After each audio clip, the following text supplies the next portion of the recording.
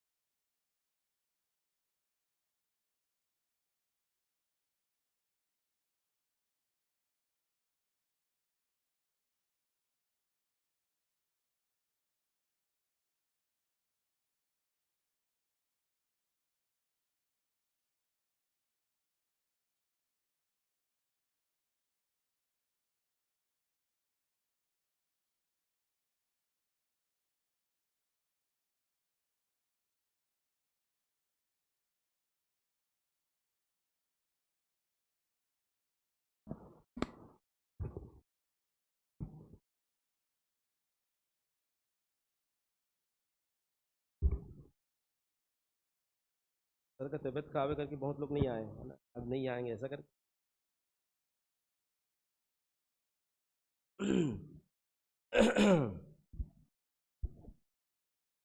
हाँ भाई इधर देखिए, यहाँ पर ये रेशियो में है, किसमें है, cos theta plus 3 sin theta -5, ये अपॉन में है। तो इसके मैक्सिमम होने के लिए, इसके इस फंक्शन के मैक्सिमम होने के लिए ये वैल्यू हमारी मिनिमम होनी चाहिए। तो भावनाओं को समझा जो बोल रहा हूँ मैं, इस फलन को उच्चतम मैक्सिमम होने के लिए नीचे के जो मान है वो न्यूनतम होने चाहिए। अब एग्जांपल समझो, जैसे 1/0.1, क्लियर है, ये क्या मिल जाएगा, उधर जाके क्या हो जाएगा, 10 हो जाएगा। तो बात को समझना ना, 1/, ये है न्यूनतम, और इससे न्यूनतम नगण्य करे तो क्या होगा, 0.00001, ये और मिनिमम हुआ। अब इसका सॉल्यूशन देखो, ये क्या हो जाएगा, 1 कितने 0 1।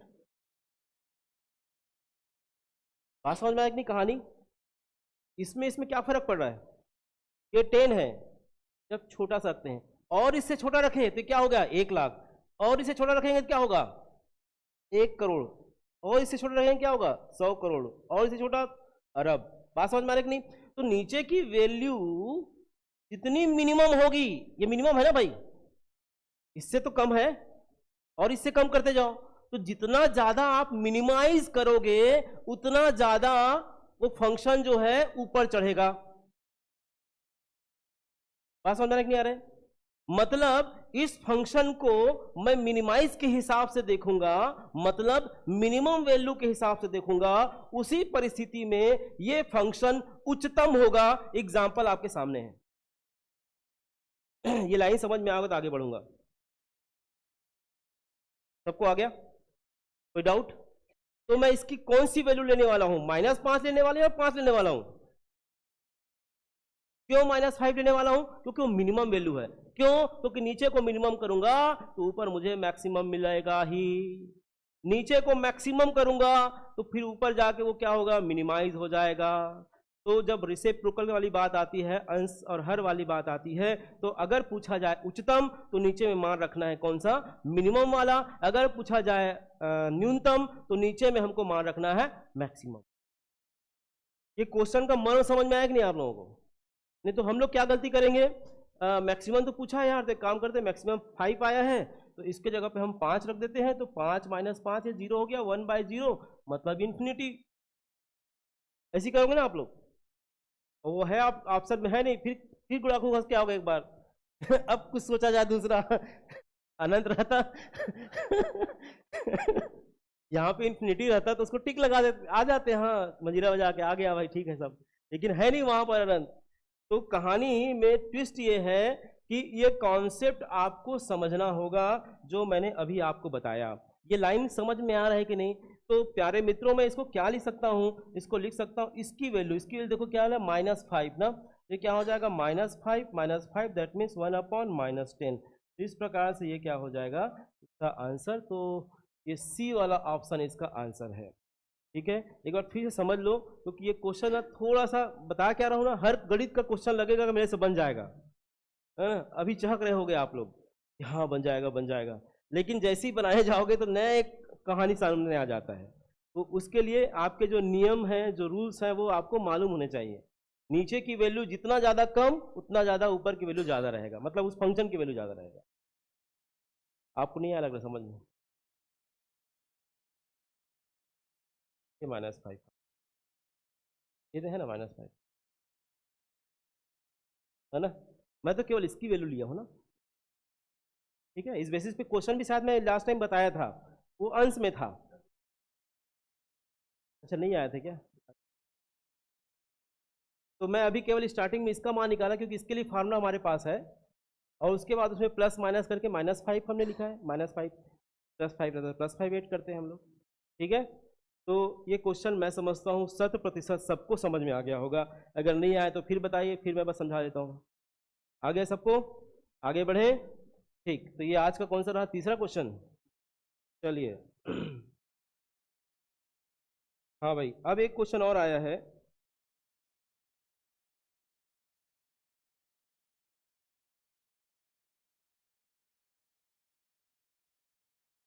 हैं? हाँ, रुके रुके ना।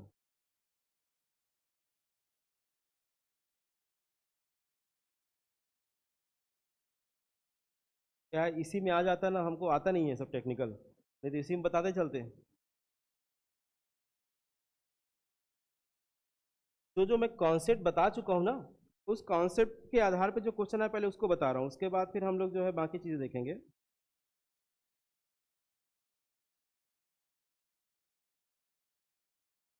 देखिए एक क्वेश्चन आया हुआ है,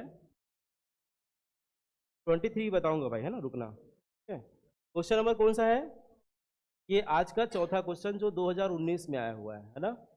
और ये ऐसे क्वेश्चन है जो मैं पिछले 4 क्लास में 5 क्लास में जो मैंने कॉन्सेप्ट बता दिया है उससे रिलेटेड क्वेश्चन है, ठीक है। तो मजे की बात यह है कि 4-5 क्लास में आप देख सकते हो लगभग 7-8 क्वेश्चन आए हुए हैं। अभी का जो क्लास में उसमें 7-8 क्वेश्चन दे दिया है। 4-5 क्लास जो मैं आपको पढ़ाया हूँ उन्हीं क्लासेस से रिलेटेड आपके एग्जाम में 5-7 क्वेश्चन आ गए हैं, अभी आप देख पा रहे हो। तो देखिए यहाँ पर एक क्वेश्चन है, एक्स के हलों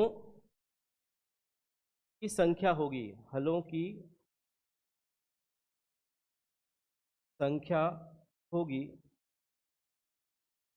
जहां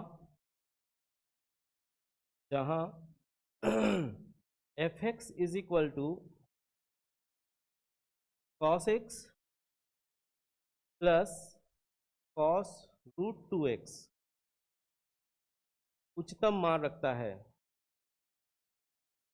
उच्चतम मान रखता है, ठीक है। ऑप्शन है 1, 0, 2 और इंफिनिटी, 4 ऑप्शन है।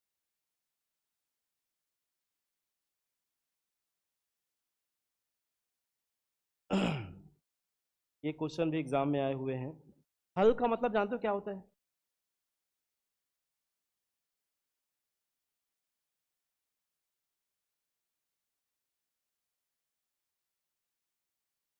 जैसे वर्ग समीकरण है ना, क्वाड्रेटिक इक्वेशन में एक्स के फॉर्म में रहता है X square plus B X plus C, तो एक्स के दो वैल्यू होंगे, नहीं आया समझ में? इसको बोलेंगे इसके दो ठो हल हैं, यही तो बोलते हैं ना हल का मतलब, ये बोल रहे हैं ना, अलग से एक वर्ड यूज हुआ, एक्स के हलों की संख्या। हलों की संख्या का मतलब वर्ग समीकरण में, वर्ग समीकरण X square plus B X plus C equal 0, इसके दो एक्स के दो वैल्यूज होते थे x1 और x2। ऐसे क्यूब वाले इक्वेशन में एक्स के 3 वैल्यू होंगे, 4 वाले इक्वेशन में एक्स के 4 वैल्यू होंगे। तो वैसे ही इसमें एक्स के मैक्सिमम कितने वैल्यू हो सकते हैं ये हमको ज्ञात करना है, लेकिन कंडीशन क्या होना चाहिए? उसके उच्चतम मानों के लिए। किसके उच्चतम मानों के लिए? इसके उच्चतम मानों के लिए, इस फलन के, इस फंक्शन के उच्चतम मान के लिए, है ना। तो फंक्शन क्या है भाई? फंक्शन है f x is equal to cos x plus cos root 2x, ठीक है।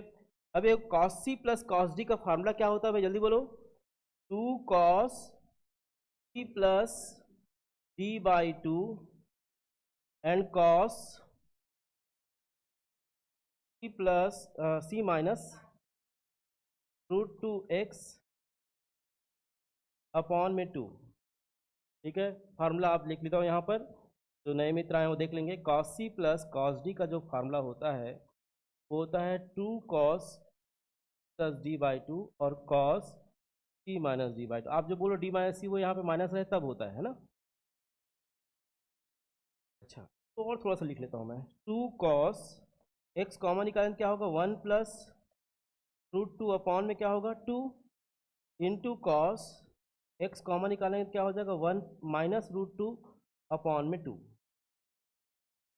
ये बात समझ में आएगी नहीं? अब इसके बाद खेल चालू होता है, इसके बाद अब खेल चालू होता है, ठीक है। इसके बाद खेल चालू होता है, इसके मैक्सिमम होने के लिए कॉस की वैल्यू मैक्सिमम क्या होती है? +1, मैक्सिमम क्या होती है, तम बात कहा ना, कहा गया तम मान बोला है ना, तो इसकी वैल्यू क्या होगी +1। ये भी कॉस है तो इसके भी उच्चतम वैल्यू क्या होगी +1। लेकिन +1 होगी, लेकिन x किस मान के लिए होगी, +1 ठीक है समझ गया, लेकिन x के कुछ वैल्यू होगी ना जिसके लिए क्या हो, है ना। तो जैसे ही इसमें x को 0 पुट करेंगे आप, x की वैल्यू 0 पुट करेंगे तो क्या हो जाएगा देखो तो, 2 × cos 0 और ये cos 0 की वैल्यू क्या होती है 1 1, इसका मतलब ये 2, है ना। अब बोलोगे सर ये एंगल तो ऐसा है कि इस एंगल में आप और भी कुछ एंगल जोड़ते जाएंगे तो भी 0 आएगा, है ना भाई। x की वैल्यू 0 के लिए, भाई सबके लिए बहुत सारे एलिमेंट के लिए एक आता है ना, चारों लाखों एंगल्स हैं, उसमें कहीं ना कहीं आपको फिर एक मिलेगा। लेकिन अगर ये सिंपल x रहता तो समझ में आता, इस x के साथ कुछ ना कुछ मल्टीप्लाई है, मतलब अगर 60 डिग्री लेते हो तो 60 में फिर मल्टीप्लाई करना पड़ेगा इन सब टेढ़गू पेचकू का, समझ में आ रहा है कि नहीं। 60 अगर मान लेते हैं x की डिग्री 60 लेते हैं तो 60 का फिर मल्टीप्लाई करेंगे 1 + √2, तो 60 नहीं रहेगा, वो चेंज हो जाएगा उसका एंगल। तो इंडिविजुअल एक ही एलिमेंट मिल रहा है, वो कौन सा है x = 0, जिसके लिए उच्चतम मान रख रहा है, मतलब 1 और 1 रख रहा है, इसका मतलब इसका आंसर क्या आएगा बताओ, ठीक है। अब देखो भाई आपने कहा 0, कितने लोग कहे 0, मजे की बात यह है कि इसमें जो भी आ रहा है 0 भी आपके आंसर लग रहे हैं, 2 भी आपके आंसर लग रहे हैं, और 1 भी आंसर आपके लग रहे हैं। देखो ध्यान से 0 की बात देखो, सर 1 1 बोले हैं तो ये 2 है ना, मतलब उसका मान 1 की बात है तो 1 एकम 1 ऐसा है ना। दूसरा ये कह रहा है कि 2 की बात, यहाँ 2 आंसर भी आ गया है तो यहाँ पे 2 भी आपका आंसर लग रहा होगा, और उसके बाद ये 0 दिख रहा है, ये 0 भी आपका आंसर रहेगा। ये 0 2 तो कंफर्म है, सबको लग रहा है कि मेरा आंसर यही है। लेकिन मैं बताया हूं कि गणित में जो दिखता है वो होता नहीं है, और इस क्वेश्चन में अधिकतर लोग 0 2 को ही टिक लगा के आए होंगे, ठीक है। तुक्का वाले को अगर ना कहें, और जो थोड़ा पढ़ा लिखा होगा वो इस शब्द को अगर ध्यान देगा, हलों की संख्या, नंबर ऑफ सॉल्यूशंस, भाई x = 0 तो ये एक मान हुआ ना भाई, एक हल हुआ, ऐसा मान करना ठीक नहीं है, एक हल हुआ। तो जी समझ में आ रहा है कि नहीं, x = 0, यहीं पे x = मान लो 0 और 1 के लिए आता तो इसके 2 हल होते हैं, 0 1 3 आता तो उसके लिए 3 हल होते हैं, तो इसमें हलों की संख्या कितनी हुई, एक बार सबका ध्यान बोर्ड की तरफ फिर से देखिएगा, क्योंकि क्वेश्चन थोड़ा सा हट के है, इसमें सभी आंसर लग रहे हैं कि मेरे अपने हैं, है ना, अपने अपने राम टाइप का। इधर देखो x के हलों की संख्या होगी, जहां f(x) की वैल्यू ये है, उच्चतम मान रखता है, उच्चतम मान का मतलब उसके मैक्सिमाइज वैल्यू क्या है ना, x के ऐसे मान के लिए उसके अधिकतम मान मिलने चाहिए, किसके, इस फंक्शन के। तो इस फंक्शन को मैं क्या करता हूं, थोड़ा सा मोल्ड करता हूं। मैंने क्या किया, 2 cos x + c + d/2 and cos c - d/2 का फार्मूला, जो आपने, मैं फार्मूला सूत्र में यहाँ क्वेश्चन लिख दिया हूँ फार्मूले। अब उसमें मैंने x को कॉमन निकाला, अब इस x के डिसाइड करेगा, ये x की वैल्यू ही डिसाइड करेगा इसके मैक्सिमम वैल्यू की। तो हम एक बात जानते हैं कि cos थीटा का जो मैक्सिमम और मिनिमम की कहानी है वह क्या है, ये इसका मैक्सिमम है, ठीक है भाई। मैक्सिमम वैल्यू 1 ही हो सकता है ना, उससे ज़्यादा नहीं। अब उसके मैक्सिमम, इसके 1 होने के लिए मुझे ये ढूंढना है कि x के ऐसे कौन से वैल्यू को वहां पुट करूं ताकि मुझे 1 मिले, x के ऐसे कौन से मान को वहां रखूं ताकि मुझे रिजल्ट क्या मिले, इस cos का 1 मिले, क्योंकि वो 1 ही क्या कहता है, उच्चतम कहता है। तो उसके लिए मैंने x की वैल्यू क्या किया, 0 पुट किया। तो देखता हूं इसको कैलकुलेट करने से 1 × 1 = 2 आता है। इसके आंसर से हमको मतलब नहीं है, इसके आंसर से हमको मतलब नहीं है, हमको मतलब ये है कि इससे उच्चतम मान रखने वाले x का कौन सी वैल्यू को रखने पर x के उच्चतम मान मिलेंगे। तो x की वैल्यू 0 रखने पर इसके उच्चतम मान मिलेंगे, लेकिन 0 भी हमारा आंसर नहीं होगा। हमने तो x के हलों की संख्या पूछा है ना, तो कितने हल होंगे, तो एक ही हल होंगे, वो कौन सा होगा, 0। तो 0 के लिए एक हल, मतलब ये आपका आंसर कितना आ जाएगा, 1। सबको समझ में आया? कोई डाउट तो नहीं है क्वेश्चन में? चलिए नेक्स्ट, लिख लिए क्या?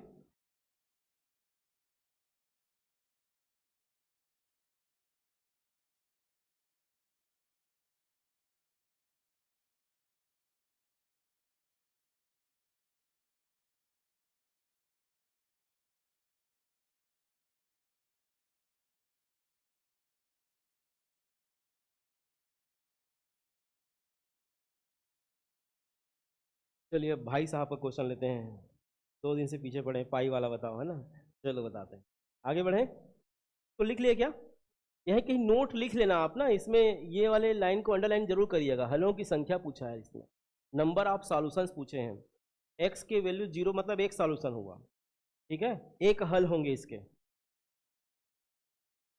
आपकी पहली क्लास है क्या? कितने लोग की पहली क्लास है इसमें? एक बस, ठीक।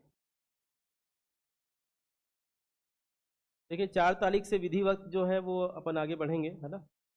आज कौन सा तारीख है? 2 है ना, कल संडे 3, ठीक है।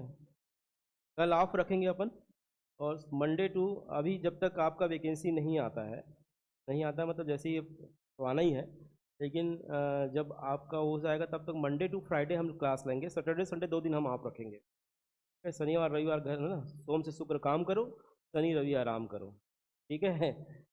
मतलब हफ्ते में 5 दिन क्लास होगी, मान लो बीच में मैं गैप करता हूँ तो शनिवार या रविवार जो भी है उसको भी अपन यूज़ करेंगे।